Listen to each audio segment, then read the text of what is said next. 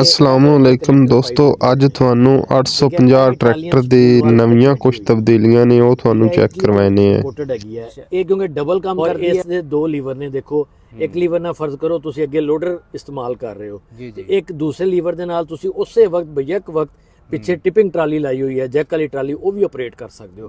ਇਹ ਦੋ operation at a time ਕਰੇਗਾ ਔਰ ਇਹਦੀ ਬੜੀ ਵੱਡੀ ਖੂਬੀ ਹੈ ਕਿ ਇਹਦੇ ਵਿੱਚ ਸੇਫਟੀ ਵਾਲਵ ਲੱਗਾ ਹੋਇਆ ਹੈ। ਅਗਰ ਤੁਸੀਂ ਗਲਤੀ ਨਾਲ ਵੀ ਇਹਨੂੰ ਪ੍ਰੈਸ ਕਰਤਾ ਜਾਂ ਲੀਵਰ ਨੂੰ ਚੁੱਕ ਲਿਆ ਤੇ ਇਹਦੇ ਸੇਫਟੀ ਵਾਲਵ ਖੁੱਲ ਜਾਣਗੇ ਔਰ ਤੇਲ ਪਿੱਛੇ ਚਲਾ ਜਾਏਗਾ ਟਾਪੇ ਦੇ ਵਿੱਚ। ਤੁਹਾਡਾ ਨਾ ਤੇ ਹਾਈਡ੍ਰੋਲਿਕ ਅਸੈਂਬਲੀ ਡੈਮੇਜ ਹੋਏਗੀ, ਨਾ ਕਿੱਟ ਡੈਮੇਜ ਹੋਏਗੀ, ਨਾ ਪਾਈਪ ਫਟਣਗੇ ਔਰ ਨਾ ਹੀ ਤੁਹਾਡੀ ਟਰਾਲੀ ਦਾ ਜੈਕ ਜਾਂ ਲੇਜ਼ਰ ਦਾ ਜੈਕ ਕੋਈ ਚੀਜ਼। ਅੱਲਾਹ ਤਾਲਾ ਤੁਹਾਨੂੰ ਅਸੀਂ ਨਾ ਇਹ ਟਰੈਕਟਰ ਐਸਾ ਬਣਾ ਦੇਣਾ ਜ਼ਿਮੀਦਾਰਾਂ ਨੂੰ ਕਿ ਪਾਕਿਸਤਾਨ ਦਾ ਅਵਲੀਨ 85 ਹਾਰਸ ਪਾਵਰ ਟਰੈਕਟਰ ਹੋਏਗਾ ਔਰ ਜ਼ਿਮੀਦਾਰਾਂ ਦੀ ਪਸੰਦ ਹੋਏਗਾ। ਔਰ ਅਸੀਂ ਇਸ ਦੇ ਵਿੱਚ ਹੋਰ ਵੀ ਇਨਸ਼ਾਅੱਲਾ ਵਕਤ ਦੇ ਨਾਲ ਨਾਲ ਜਿੱਦਤ ਲਈ ਆਵਾਂਗੇ। ਉਹ ਕਿੱਟ ਇਟਲੀ ਦੀ ਹੈ, ਫਿਰ ਉਹਦੇ ਨਾਲ ਅਡਾਪਟਰ ਵੀ ਅਸੀਂ ਇਟਾਲੀਅਨ ਇੰਪੋਰਟਡ ਆਈ ਹੈ ਜਿਹੜੀ ਇਟਲੀ ਤੋਂ ਮੰਗਵਾ ਕੇ। ਉਹ ਕੰਪਨੀ ਨੂੰ ਤਕਰੀਬਨ 1 ਲੱਖ ਰੁਪਏ ਦਾ ਉਹਦਾ ਖਰਚਾ ਹੈ, ਲੇਕਿਨ ਕੰਪਨੀ ਆਪਣੇ ਜ਼ਿਮੀਦਾਰਾਂ ਨੂੰ ਤਾਰਫੀ ਤੌਰ ਤੇ ਸਿਰਫ 35,000 ਰੁਪਏ ਲਾ ਕੇ ਦੇ ਰਹੀ ਹੈ। ਉਹਦੇ ਵਿੱਚ ਸਾਰਾ ਹੀ ਉਹ ਕਿੱਟ ਇਟਲੀ ਦੀ ਹੈ, ਫਿਰ ਉਹਦੇ ਨਾਲ ਅਡਾਪਟਰ ਵੀ ਅਸੀਂ ਇਟਾਲੀਅਨ ਇੰਪੋਰਟਡ ਲਾਏ ਹੋਏ ਨੇ। ਇਹਦੇ ਵਿੱਚ ਡਬਲ ਲੀਵਰ ਹੈਗੇ ਆ, 2 ਲੀਵਰ ਨੇ ਉਹਦੇ, ਔਰ ਇਹਦੇ ਵਿੱਚ 4 ਕਪਲਰ ਲੱਗਦੇ ਆ ਔਰ ਤੁਸੀਂ ਇਹਦੇ ਨਾਲ ਡਬਲ ਕੰਮ ਕਰ ਸਕਦੇ ਆ। ਕੋਈ ਐਟ ਅ ਟਾਈਮ ਤੁਸੀਂ ਫਰੰਟ ਲੋਡਰ ਵੀ ਚੱਕ ਸਕਦੇ ਹੋ, ਪਿੱਛੇ ਟਿਪਿੰਗ ਟਰਾਲੀ ਵੀ ਨਾਲ ਆਪਰੇਟ ਕਰ ਸਕਦੇ ਹੋ। ਇਸੇ ਤਰ੍ਹਾਂ ਤੁਹਾਡੇ ਕੋਲ ਇੱਕ ਡਿਸਕ ਹੈਰੋ ਹੈ ਜਿਹਦੇ ਵੀਲ ਵੀ ਖੁੱਲਦੇ ਆ, ਜਿਹਦੀ ਡੈਪਥ ਵੀ ਐਡਜਸਟ ਹੁੰਦੀ ਹੈ ਔਰ ਜਿਹਦੀ ਗੈਂਗ ਵੀ ਖੁੱਲਦੀ ਹੈ, ਉਹ ਵੀ ਤੁਹਾਡੇ ਐਟ ਅ ਟਾਈਮ ਹੋ ਜਾਏਗਾ। ਔਰ ਕਿਉਂਕਿ ਇਹ ਬੜਾ ਜਦੀਦ ਸਿਸਟਮ ਹੈ, ਇਹਦੇ ਵਿੱਚ ਕੋਈ ਖਰਾਬੀ ਆ ਜਾਂਦੀ ਹੈ, ਮਾਰਕੀਟ ਵਾਲੀ ਕਿੱਟ ਦੇ ਵਿੱਚ ਕੰਟਰੋਲ ਨਹੀਂ ਹੈਗਾ, ਸੇਫਟੀ ਵਾਲਵ ਨਹੀਂ ਹੈਗਾ। ਇਹਦੇ ਸੇਫਟੀ ਵਾਲਵ ਵੀ ਹੈਗੇ ਨੇ।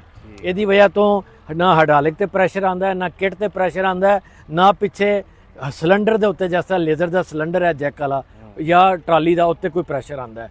ਤੇ ਉਸ ਲਈ ਅਸੀਂ ਇਹਦੀ ਵਾਰੰਟੀ ਦੇਵਾਂਗੇ ਇਨਸ਼ਾਅੱਲਾ ਟਰੈਕਟਰ ਦੇ ਮੁਤਾਬਕ। ਲੇਕਿਨ ਅਗਰ ਕੋਈ ਜ਼ਿਮੀਦਾਰ ਲੋਕਲ ਅਸੈਂਬਲੀ ਲਗਾ ਲੈਂਦਾ ਹੈ ਉਹ ਲੱਗ ਸਕਦੀ ਹੈ, ਲੇਕਿਨ ਉਹਦੇ ਨਾਲ ਅਗਰ ਤੁਹਾਡਾ ਹਾਈਡ੍ਰੋਲਿਕ ਡੈਮੇਜ ਹੋ ਜਾਂਦਾ ਹੈ ਤੇ ਕੰਪਨੀ ਉਹਦੀ ਵਾਰੰਟੀ ਨਹੀਂ ਦੇਗੀ ਔਰ ਇਹ ਤੁਹਾਡਾ ਕਈ ਲੱਖ ਰੁਪਏ ਦਾ ਹਾਈਡ੍ਰੋਲਿਕ ਸਿਸਟਮ ਜਿਹੜਾ ਹੈ ਉਹਦੀ ਵਾਰੰਟੀ ਖਤਮ ਹੋ ਜਾਏਗੀ। ਇਸ ਲਈ ਤੁਸੀਂ ਵਾਰੰਟੀ ਅਗਰ ਬਰਕਰਾਰ ਰੱਖਣੀ ਹੈ ਤੇ ਇਟਾਲੀਅਨ ਸਪੂਲ ਵਾਲ ਕਿੱਟ ਲਗਾਉਣੀ ਹੈ। ਜਿੱਦਾਂ ਕਿ ਇਸ ਕੰਪਨੀ ਦੇ ਦੁਨੀਆ 6 ਪਲਾਂਟ ਨੇ।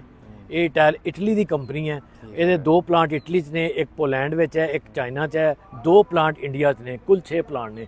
ਇਹਨੂੰ CBM ਗਰੁੱਪ ਕਹਿੰਦੇ ਆ, ਮਲਟੀਨੈਸ਼ਨਲ ਗਲੋਬਲ ਗਰੁੱਪ ਹੈਗਾ। ਇੰਡੀਆ ਤੋਂ ਤੁਹਾਨੂੰ ਪਤਾ ਹੋਣਾ ਚਾਹੀਦਾ ਕਿ ਪਾਕਿਸਤਾਨ ਇੰਪੋਰਟ ਨਹੀਂ ਕਰ ਸਕਦਾ, ਸਾਡੀ ਉਹਨਾਂ ਨਾਲ ਤਜਾਰਤ ਤੇ ਪਾਬੰਦੀਆਂ ਨੇ ਤੇ ਅਸੀਂ ਉਹਨਾਂ ਤੋਂ ਕੋਈ ਚੀਜ਼ ਨਹੀਂ ਮੰਗਵਾ ਸਕਦੇ।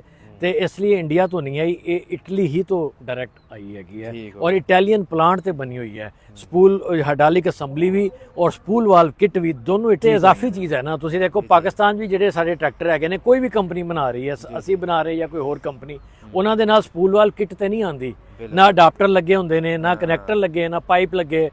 ਉਹ ਤੇ ਉਹ ਜ਼ਿਮੀਦਾਰ ਖੁਦ ਖਰੀਦ ਕੇ ਮਾਰਕੀਟ ਤੋਂ ਲਵਾਉਂਦੇ ਆ ਨਾ ਜੀ। ਤੇ ਇਹ ਉਹ ਇਸੇ ਤਰ੍ਹਾਂ ਇਹਦੇ ਵਿੱਚ ਵੀ ਕੋਈ ਜ਼ਿਮੀਦਾਰ ਲਗਵਾਉਣਾ ਚਾਹੁੰਦਾ ਤੇ ਉਹ ਪੈਸੇ ਦੇ ਕੇ ਲਗਵਾ ਸਕਦਾ ਹੈ। ਇਹ ਤੁਹਾਨੂੰ ਮੈਂ ਫਿਰ ਦੁਬਾਰਾ ਦੱਸ ਰਿਹਾ ਕਿ ਇਹਦੀ ਕੀਮਤ 1 ਲੱਖ ਰੁਪਏ ਦੇ ਕਰੀਬ ਹੈ ਔਰ ਅਸੀਂ ਸਿਰਫ 35,000 ਰੁਪਏ ਦੇ ਰਹੇ ਹਾਂ ਕਿਉਂਕਿ ਸਾਡਾ ਨਵਾਂ ਟਰੈਕਟਰ ਹੈ, ਨਵੀਂ ਪ੍ਰੋਡਕਟ ਹੈ। ਅਸੀਂ ਚਾਹੁੰਦੇ ਸਾਡੇ ਜ਼ਿਆਦਾ ਤੋਂ ਜ਼ਿਆਦਾ ਜ਼ਿਮੀਦਾਰਾਂ ਨੂੰ ਅਸੀਂ ਫਾਇਦਾ ਦਈਏ ਔਰ ਇਹ ਜ਼ਿਆਦਾ ਤੋਂ ਜ਼ਿਆਦਾ ਜ਼ਿਮੀਦਾਰਾਂ ਨੂੰ ਮੁਤਾਰਫ ਹੋਵੇ, ਇਸ ਲਈ ਅਸੀਂ ਇਹ ਪ੍ਰਮੋਸ਼ਨ ਦੇ ਰਹੇ ਹਾਂ। ਠੀਕ ਹੋ ਗਿਆ। ਕਿੱਦਾਂ ਆਪਰੇਟ ਕਰਨਾ, ਕਿੱਟ ਨਾਲ ਕਿੱਦਾਂ ਲਗਾਉਣੀ ਹੈ, ਕਿੱਟ ਦਾ ਆਪਰੇਸ਼ਨ ਕਿਸ ਤਰ੍ਹਾਂ ਕਰਨਾ ਹੈਗਾ, ਉਹ ਅਸੀਂ ਅਸੈਂਬਲੀਆਂ ਉੱਥੇ ਰੱਖੀਆਂ ਵੀ ਹੋਈਆਂ, ਤੁਹਾਨੂੰ ਦਿਖਾਉਂਦੇ ਹਾਂ ਹੁਣ ਜੋ ਹੋਏਗਾ। ਔਰ ਕੰਪਨੀ ਇਸ ਦੀ ਵਾਰੰਟੀ ਨਹੀਂ ਦੇ ਕਹਿੰਦੇ ਆ ਜੀ। ਇਹਦੇ ਨਾਲ ਇੱਕ ਕਪਲਰ, ਇਹ ਇੰਪੋਰਟਡ ਨੇ ਵੀ ਇਟਲੀ ਦੇ, ਇਹ ਕਪਲਰ ਵੀ ਇੰਪੋਰਟਡ ਲੱਗੇ ਹੋਏ ਨੇ। ਫਿਰ ਪਾਈਪ ਜਿਹੜੇ ਨੇ ਇਹ ਵੀ ਇੰਪੋਰਟਡ ਨੇ, ਪਾਈਪਾਂ ਦੇ ਅੱਗੇ ਜਿਹੜੇ ਹੈ ਉਹ ਬਣਾਏ ਹੋਏ ਨੇ ਉਹਨਾਂ ਦੇ ਮੇਲ ਫੀਮੇਲ, ਉਹ ਸਾਰੀ ਚੀਜ਼ ਇੰਪੋਰਟਡ ਹੈ ਜੀ। ਉਹ ਨਹੀਂ ਹੈਗੀ ਆ, ਦੇਖੋ ਪਿੱਛੇ 2 ਕਾਇਲ ਸਪਰਿੰਗ ਲੱਗੇ ਹੋਏ ਨੇ, ਇਹਨਾਂ ਇੰਪਲੀਮੈਂਟ ਦਾ ਬੈਲੈਂਸ ਵੀ ਬਰਕਰਾਰ ਰਹਿੰਦਾ। ਅਸੀਂ ਤੁਹਾਨੂੰ ਹੁਣੀ ਇਹਦੇ ਨਾਲ ਖੇਲ ਬਣਾ ਕੇ ਦਿਖਾਵਾਂਗੇ, ਬਲਕਿ ਤੁਸੀਂ ਇਹ ਦੇਖ ਵੀ ਸਕਦੇ ਹੋ, ਬਿਲਕੁਲ ਇੱਕ ਲੈਵਲ ਤੇ ਖੇਲ ਬਣਾਉਂਦਾ ਹੈ। ਹਾਂ ਠੀਕ। ਇਹਨੂੰ ਬੰਪ ਟੈਸਟ ਕਹਿੰਦੇ ਜੀ, ਬੰਪ ਟੈਸਟ, ਯਾਨੀ ਬੰਪ ਲੈਣੇ ਜਿਵੇਂ ਸਪੀਡ ਬ੍ਰੇਕਰ ਹੁੰਦੇ ਆ। ਇਹਦੇ ਉੱਤੇ ਟਰੈਕਟਰ ਨੂੰ ਬੰਨ ਦੇਣਾ, ਉਹਦਾ ਸਟੀਅਰਿੰਗ ਵੀ ਬੰਨ ਦੇਣਾ ਤੇ ਟਰੈਕਟਰ ਨੂੰ ਗੋਲ ਆਪੇ ਬਗੈਰ ਆਪਰੇਟਰ ਦੇ, ਬਗੈਰ ਡਰਾਈਵਰ ਦੇ ਟਰੈਕਟਰ ਨੇ ਉੱਤੇ ਘੁੰਮਣਾ ਹੈ। ਫਿਰ ਆਹਿਸਤਾ ਆਹਿਸਤਾ ਉਹਦੇ RPM ਵੀ ਵਧਾਈ ਜਾਣੇ ਆ। ਠੀਕ ਹੈ। ਉਹਨੇ ਟਰੈਕਟਰ ਨੇ ਇਹਦੇ ਉੱਤੋਂ ਗੁਜ਼ਰਨਾ, ਝਟਕਾ ਲੱਗਣਾ, ਉਹਦਾ ਕਾਫੀ ਦੇਰ ਤੱਕ 1-1 ਘੰਟਾ ਟੈਸਟ ਹੁੰਦਾ ਹੈ ਕਿ ਕਿਤੇ ਕੋਈ ਲੀਕੇਜ ਤੇ ਨਹੀਂ ਹੋ ਰਹੀ, ਕੋਈ ਐਕਸਲ ਟਿਊਬ ਦੇ ਵਿੱਚੋਂ ਲੀਕੇਜ, ਕਿਸੇ ਹਾਂਡੇ ਤੋਂ ਲੀਕੇਜ, ਕੋਈ ਚੀਜ਼ ਟੁੱਟਦੀ ਹੈ ਝਟਕੇ ਦੇ ਨਾਲ, ਯਾਨੀ ਜਦੋਂ ਝਟਕਾ ਲੱਗਾ ਟਰੈਕਟਰ ਦੀ ਕੋਈ ਚੀਜ਼ ਟੁੱਟਦੀ ਤੇ ਨਹੀਂ, ਉਹ ਟੈਸਟ ਕਰਨਾ ਹੁੰਦਾ ਸੀ। ਜਿਹੜੇ ਸਾਡੇ ਵੈਂਡਰ ਜਾਂ ਸਪਲਾਇਰ ਸਾਨੂੰ ਪਾਰਟਸ ਭੇਜਦੇ ਆ, ਉਹਨਾਂ ਦੀ ਪੂਰੀ ਇੱਕ ਲਾਟ ਤੋਂ ਅਸੀਂ ਇੱਕ ਟਰੈਕਟਰ ਲੈ ਕੇ ਫਿਰ ਉਹਨੂੰ ਟੈਸਟ ਕਰੀਦਾ।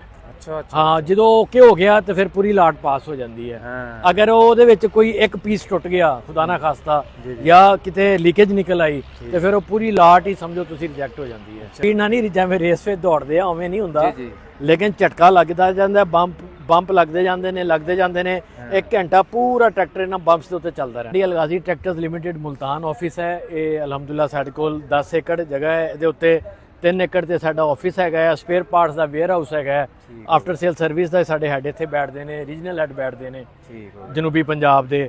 ਤੇ ਉਹਦੇ ਇਲਾਵਾ ਇਹ 7 ਏਕੜ ਰਕਬਾ ਸਾਡੇ ਕੋਲ ਹੈਗਾ ਜਿਹਦੇ ਉੱਤੇ ਅਸੀਂ ਟੈਸਟ ਕਰਦੇ ਹਾਂ ਟਰੈਕਟਰਾਂ ਦਾ ਤੇ ਰਿਸਰਚ ਐਂਡ ਡਿਵੈਲਪਮੈਂਟ